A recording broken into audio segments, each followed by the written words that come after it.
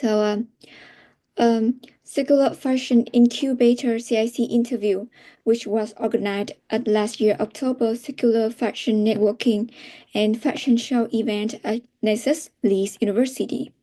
I am Uyên, and I volunteer at the International Circular Fashion Week Conference 2025. So, my first question is, can you please introduce yourself and share a bit about your background and your involvement in circular fashion? Yes, sure. So my name's Natalie Willmott, and I connect people with beautiful art, unusual antiques, and beautiful jewelry as well. So my involvement in fashion is I've worked a long time in antique fashion, vintage fashion, collectible items when I was in London, and so um, I like learning about it. It's not my main subject, but through jewelry, which is part of fashion, um, I really want to make sure that I'm creating things that are long lasting and good for the planet, or Yeah. not fast fashion, basically. So I sell a lot of costume jewelry, like vintage and older pieces, and then I create things out of broken pieces and I recreate, jewelry pieces like that. So the way that I was involved in a panel discussion about what can we do, obviously, to make more people aware of brands, of people doing good things, about reusing, recycling. So that was basically the panel interview. And it's, I don't really talk about on stage myself. So it was one of the first times that I did that. Yeah, so how did you find your experience as a panelist? And were there any specific insights or discussion that stood out to you during the panel? Yeah, so it was very nice because it was a discussion and we were four of us and we were asked a series of questions. So that was really organized. Except I didn't have the questions before, but that's my own fault. It was in my it was in my junk box on my email. So in a way that was good because I could be more natural and just talk, without having prepared anything, which I think is better for me. The insights that I got is there's a lady, I've forgotten her name. She was presenting a model of how you can have fashion made and you can try it on before it's even made through computer systems. And so I thought that was actually amazing. And I didn't even know that sort of thing could exist. And I think probably with AI and things like that, that will be kind of the future. You'll be able to try the clothes before they're even made. And so you'll know that will help, of course, for like returns and not having to buy more consciously, I think.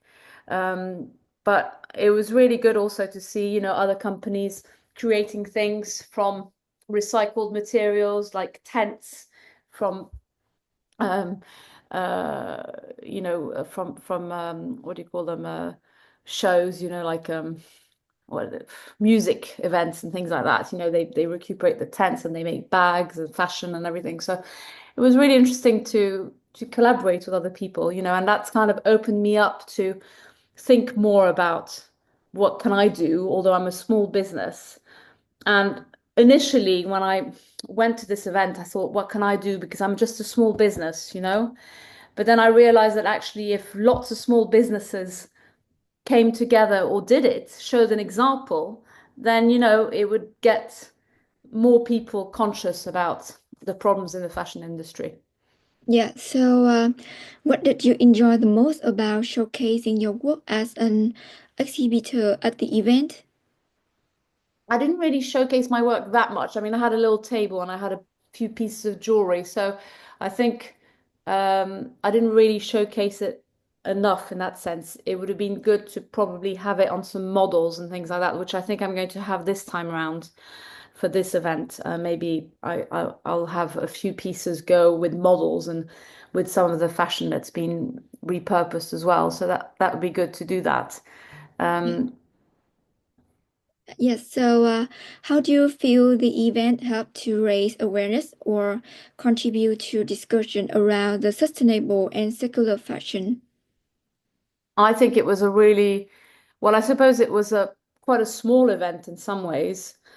So certainly for me, it made me change my outlook and made me want to be more of a voice and talk more about it in my communication and all sorts of things.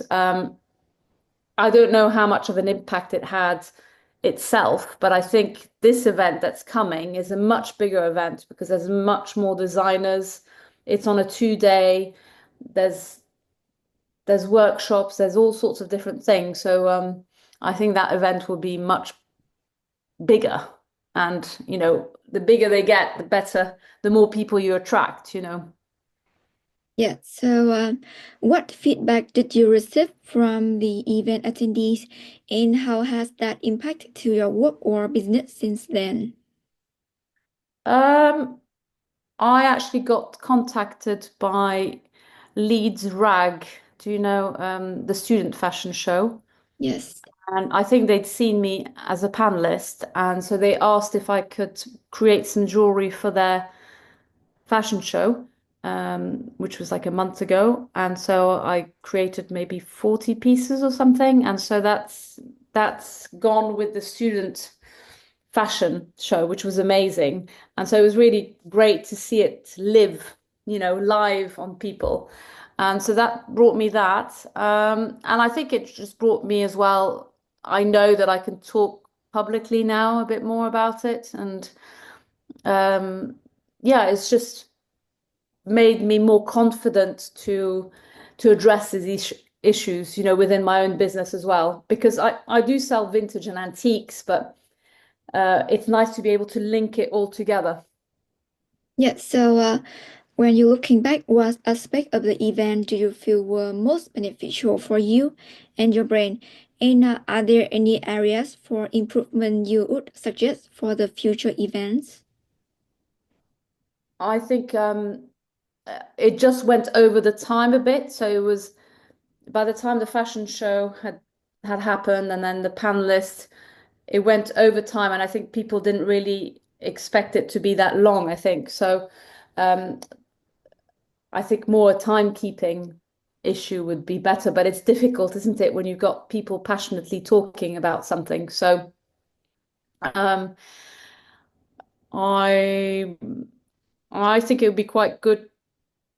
I think it's going to be better now because it's on 2 days, and hopefully people can come and talk. And I didn't go to any events like openings or anything like that, like an evening or so I didn't go to anything like that. So it'd be good to go to something like that. So I don't really think changed much because it was Andrea really did a fantastic job organizing it. So I mean, there's not much to change. I think she's so passionate, and I think it's going to be amazing. So not big changes, but try and get more people to share it. I don't know. That's what's difficult, isn't it? Make it really, really easy to share so that the message is even spread wider. So I don't know how you do that. It's your job, that public Yes. relations. Yeah, Um, so so what do you believe are the biggest challenge for the fashion industry face when it comes to sustainability? And how do you see the event like the Circular Fashion Network helping to tackle them? I think one of the biggest challenges is platforms like TikTok and um, platforms that encourage this fast fashion buying, this trend, the trends are not necessarily good for that. Because I even see with my children, I don't allow them. I said, don't, no, you don't need it, you don't. And it's difficult. It's true when you're young and you don't have very much money. Of course, you're going to go to something that's, you don't necessarily understand, that you need something, and it's a whole chain. So I think the more people talk about it and maybe more of a voice for people who are actually making fashion, and fashion that's wearable as well, because sometimes at the fashion shows, it's extraordinary pieces and things like that, but you wouldn't necessarily wear it. So sometimes have something, I don't know, recycle, but it's very wearable. That's not necessarily show off, but do you know what I mean? Yes. Yes, I think that young generation have to take time to realize the importance of sustainable fashion to their life. Yeah, so I since think that's how we have to go through them, because I think yes, the older generation, when you get to my age, over 50, you realize you don't really need that much. You don't want a lot of things. You want the things that connect you and, things that give you memories. But you realize you don't need to buy something every week for a party. And that's another thing is the press, um, in the past, and I presume again, you have to go to a party, you have to have a new dress because, all I think the actors and the influencers, they need to also show the way yes, that you can reuse a dress 10 times, um, 20 times, you can wear it again and again, and you just change the accessories. And, they need to model that much more so that people are not inclined to buy. But also, I think one of the biggest problems is, of course, how people are treated. That's what concerns me the most in lots of different countries. I haven't been there, so I haven't seen, but I've seen videos, I've seen things, and that's for me, that's what's the hardest, and that what makes me want to do something. yeah, that is the one of the bad side of the social media and a celebrity. So we both hope that Circular Fashion Network can help them to like realize the importance of sustainable fashion. Yeah. Yeah. So since last year event, have you noticed any shift or development in the circular fashion space that are particularly exciting or encouraging to you? Well, I'm seeing a bit more, some companies who are a bit more attuned about using materials, and so yes, I am seeing some bigger companies trying to make a change, but I think that's quite a slow process. And maybe I'm noticing a bit more some smaller fashion brands that are, you know, wanting to have a bit of a voice and a, image. And that's the thing is that what's difficult is that we, as a small business, you can't have the speed, you can't have order it and then you get it the next day. That's one of the problems, isn't it? People want things very quickly. So it needs to be slow fashion, but it needs to be slow living at the same time. People need to realize that, you don't need to rush all the time for things. Yes. Good to wait. I'm the generation when I took a photograph from a camera, I had to wait a week before I got the result. Whereas now the result is immediate for everything.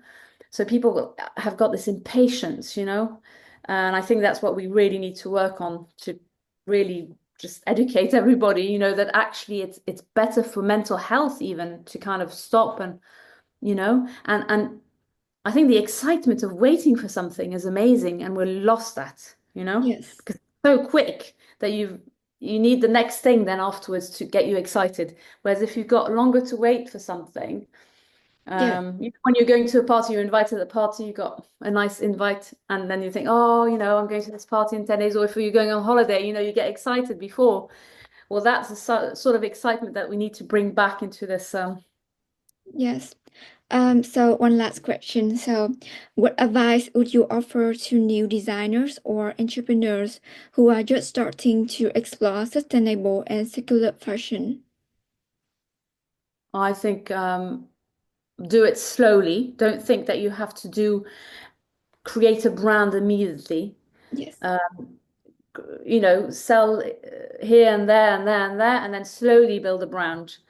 Um, be, because I think you've got to make sure that people like it, and you've got to find your style, and that takes a bit of time. Don't always be in a rush to make a lot of money and because actually, if you create a brand too quickly, you need to really think about your philosophy and, what change you want to make, and really think of what change you want to make in the planet, and think that even a small change makes a difference.